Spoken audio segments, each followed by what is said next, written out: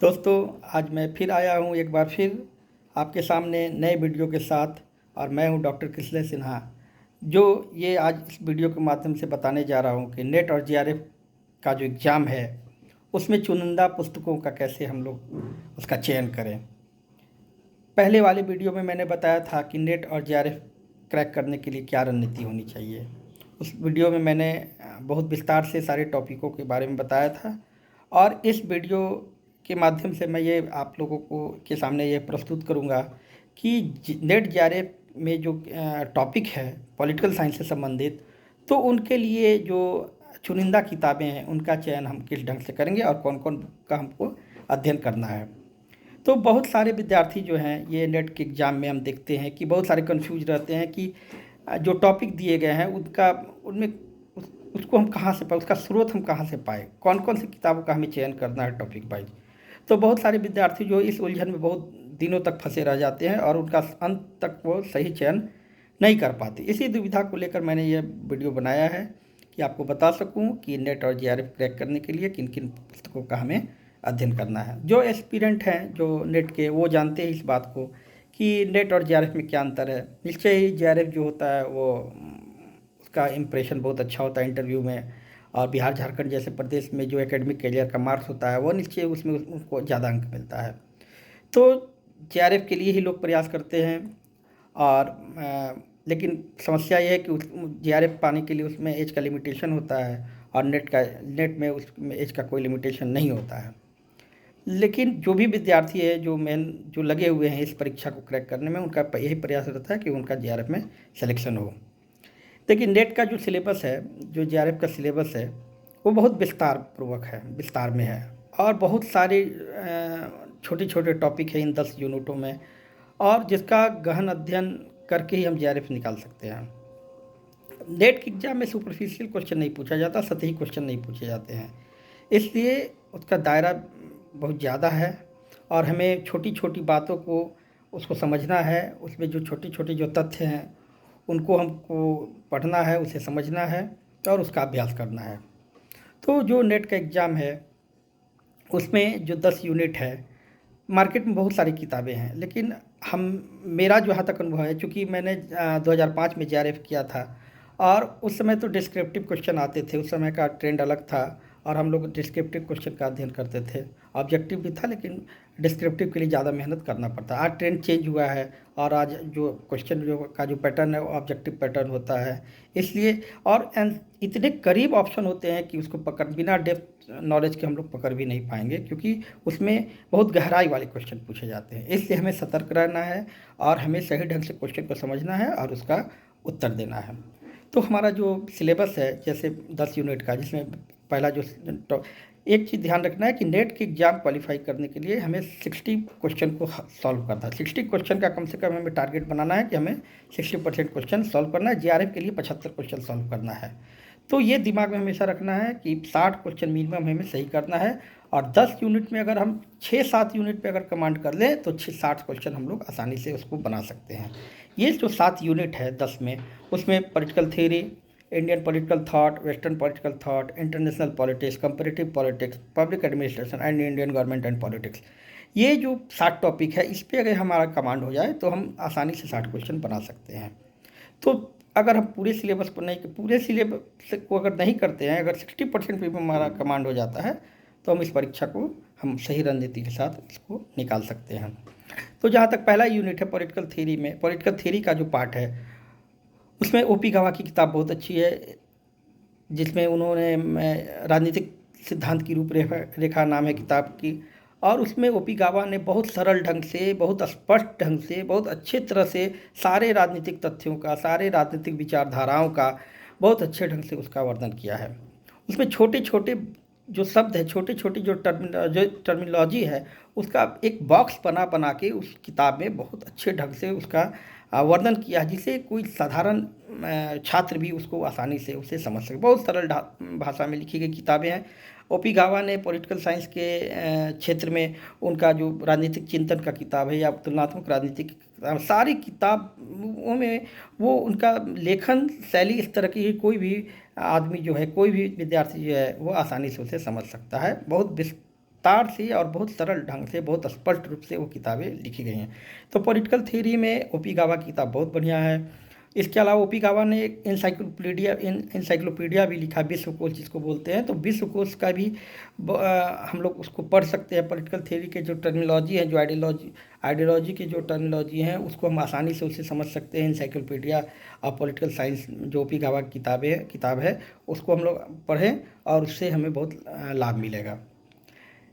Indian political thought में ये और वेस्टर्न पॉलिटिकल थॉट ये आता है पॉलिटिकल थॉट के अंतर्गत, और दोनों के लिए ओपी गावा की किताबें बढ़िया है। दोनों ओपी गावा ने एक पार्ट में वेस्टर्न पॉलिटिकल थॉट को लिखा है, दूसरे पार्ट में उसने इंडियन पॉलिटिकल थॉट को लिखा। और इंडियन पॉलिटिकल थॉट में जितने सारे नए नए विचारक हैं भारतीय राजनीतिक चिंतन में, उसका उन्होंने बखूबी बहुत अच्छा से विश्लेषण किया। उनके राजनीतिक विचारों का बहुत अच्छे ढंग से उसमें वर्णन किया गया है। इसके अलावा डॉक्टर बीपी वर्मा की किताब बहुत बढ़िया है भारतीय राजनीतिक चिंतन के लिए। उन्होंने भारतीय राजनीतिक चिंतन के जितने सारे विचारक हैं, उनके राजनीतिक विचार जो हैं, उनका बहुत विस्तार पूर्वक उसका अध्ययन किया, उनके आइडियोलॉजी को।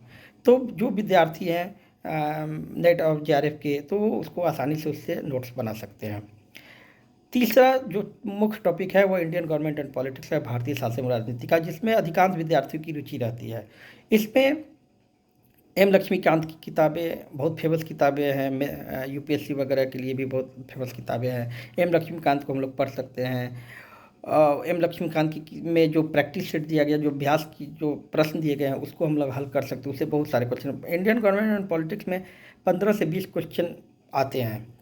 और अगर हम एम लक्ष्मीकांत को पढ़ते हैं और इसके अलावा बेयर एक्ट को अगर हम लोग लेते हैं, बेयर एक्ट भी बहुत ज़रूरी है। बेयर एक्ट हिंदी और इंग्लिश दोनों में आते हैं, तो जो जिस मीडियम के विद्यार्थी उसको ले सकते हैं। बेयर एक्ट से बहुत फ़ायदा है। छोटी छोटी जो आर्टिकल्स हैं, जो छोटे छोटे डिस्प्यूटेड आर्टिकल है, उसका बेयर एक्ट में भी दिया गया है और लक्ष्मीकांत में भी दिया। तो बेयर एक्ट का भी अध्ययन बहुत लाभदायक होगा। इसके अलावा लखनऊ यूनिवर्सिटी से एक किताब आती थी एस.एम. सईद की, भारतीय राज व्यवस्था। तो एस.एम. सईद ने जितने सारे राजनीतिक घटनाक्रम हुए हैं भारत में, या भारतीय राजनीति से संबंधित जो भी इश्यूज हैं, उसका बहुत विस्तार रूप से, बहुत अच्छे ढंग से उसमें वर्णन किया गया है। तो एस.एम. सईद को उसमें हम लोग पढ़ सकते हैं।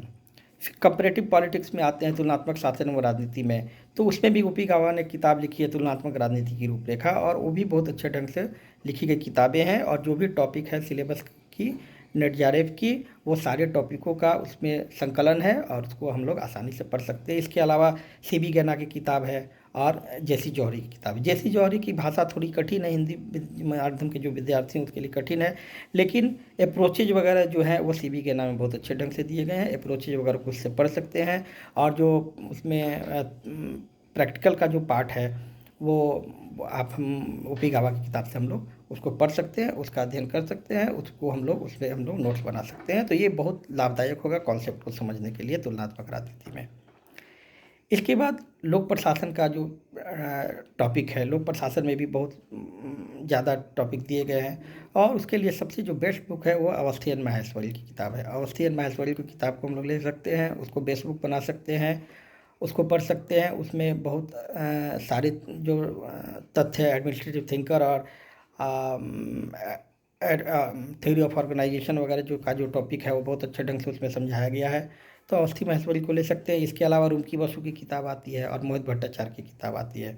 तो रुमकी बसु और मोहित भट्टाचार्य को भी हम लोग पढ़ सकते हैं, लेकिन बी.एल. फालिया की भी किताब आती है, वो भी बढ़िया किताब है, लेकिन हम लोग अवस्थी माहेश्वरी को इसमें बेस बुक बना सकते हैं। इसके बाद अंतर्राष्ट्रीय राजनीति का जो पोर्शन है, अंतर्राष्ट्रीय राजनीति में जो थ्योरेटिकल पोर्शन है, उसके लिए महेंद्र कुमार की किताब बहुत बढ़िया है, उसको हम लोग पढ़ सकते हैं। और जो व्यवहारिक पक्ष है, उसके लिए हम लोग यू.आर. घई को पढ़ सकते हैं। यू.आर. घई ने भी बहुत मोटी किताबें हैं यू.आर. घई की, लेकिन उसमें भी बहुत सारे जितने सारे थ्योरेटिकल पोर्शन है या उनसे व्यवहारिक पक्ष जो उसका बहुत अच्छे ढंग से उसमें दिया गया है। भारत की विदेश नीति, भारत के अन्य देशों के साथ जो संबंध है, उसके बारे में बहुत विस्तार रूप से छोटे छोटे जो एग्रीमेंट हुए उसके बहुत अच्छे ढंग से उसमें समझाया गया है। इसके अलावा लिपाक्षी अरोड़ा और बी.एन. खन्ना की किताब है भारतीय विदेश नीति, उसको हम लोग पढ़ सकते हैं। और भारत की विदेश नीति से जो सूक्ष्म बातें हैं, उनको हम लोग उसमें आसानी से हम लोग समझ सकते हैं। यू.आर. घई, बी.एन. खन्ना और ये महेंद्र कुमार की किताबें इसमें लाभदायक है। इसके अलावा एक और किताबें आती है जे.एन.यू. के हैं डॉक्टर पुष्पेश पंत, उनकी एक किताब है 21वीं सदी में अंतर्राष्ट्रीय संबंध। तो 21वीं शताब्दी में जो जो चेंजेज आ रहे हैं वर्ल्ड पॉलिटिक्स में, उसमें उसमें उन तथ्यों का उसमें उन्होंने संकलन किया है, जो जो एस्पिरेंट है उसके लिए वो बहुत लाभदायक साबित हो सकता है। पॉलिटिकल आइडियोलॉजी के लिए जो राजनीतिक सिद्धांत की रूपरेखा है उसमें बहुत सारे टॉपिक हैं, जितने सारे नए नए टॉपिक है पोस्ट मॉडर्निज्म का, और जितने सारे नए तथ्य, नए आइडियोलॉजी जो न्यू लिबरलिज्म का, और तो बहुत सारे जो सिलेबस में नए नए विचारधाराओं का समावेश किया गया है, उन सारी चीज़ों के लिए वो किताब बहुत बढ़िया है। तो इन किताबों को अगर हम लोग बेस बुक बनाते हैं तो जितने सारे टॉपिक दिए गए हैं वो सारे इसमें आ जाते हैं, और उसका अगर सही ढंग से रणनीति बना के उसका शॉर्ट नोट्स बना लें, उसके जो मेन तथ्य जो है टॉपिक से संबंधित उसको उसका संकलन कर एक नोटबुक में उसका टॉपिक बाय नोट्स बना लें, तो ये बहुत लाभदायक हो सकता है। हम जब तैयारी करते थे जब, तो हम अपने अनुभव के आधार पे बता रहे हैं कि शॉर्ट नोट्स बनाना बहुत लाभदायक होता है, क्योंकि हम लोग भी जब पढ़ते थे तो हर एक यूनिट का, हर एक टॉपिक का जो फैक्ट होता था उसको हम लोग नोट करते थे, और जो थ्योरेटिकल पार्ट जो होता था उसको भी हम लोग मेन जो उसका टॉपिक है, मेन जो बातें हैं, मुख्य बातें हैं, उसको हम लोग नोट करते थे। तो शॉर्ट नोट्स हर एक टॉपिक का अगर बना लिया जाए तो वो एग्जाम के समय रिवीजन में बहुत लाभदायक साबित हो सकता है। इसके अलावा क्वेश्चन बैंक का हम पहले भी बता चुके हैं, क्वेश्चन बैंक का निश्चित अभ्यास करें। क्वेश्चन बैंक से पता चलता है उसके ट्रेंड का, कहाँ से क्वेश्चन आ रहे हैं। तो 10 साल का अगर प्रीवियस ईयर का क्वेश्चन हम लोग अगर सॉल्व कर लें तो हमें नेट एग्ज़ाम में बहुत लाभ मिलेगा, और हम उस प्रक्रिया को हम समझ पाएंगे। इसके अलावा प्रैक्टिस सेट ज़रूर अभ्यास करें, क्योंकि प्रैक्टिस सेट से क्या होता है कि हमें ये पता चलता है कि हमें हमारी गलती कहाँ हो रही है, हम कहाँ हमारा मतलब कहाँ मिस कर रहे हैं और कितने मार्क्स मिस कर रहे हैं, इस चीज़ का हमें प्रैक्टिस सेट से ये अनुभव होता है। तो इन सब बातों का अगर ख्याल रखा जाए तो नेट जेआरएफ की एग्ज़ाम हम लोग आसानी से निकाल सकते हैं। इसमें इतना पैनिक होने की ज़रूरत नहीं है। सही रणनीति के साथ अगर हम आगे बढ़ें तो नेट का एग्ज़ाम फर्स्ट अटैम्प्ट में भी आसानी से हो सकता है। फिर अगले वीडियो में फिर मिलेंगे इस संदर्भ को लेकर, और फिर बताएंगे कि आगे की रणनीति हमारी कैसी होगी। धन्यवाद।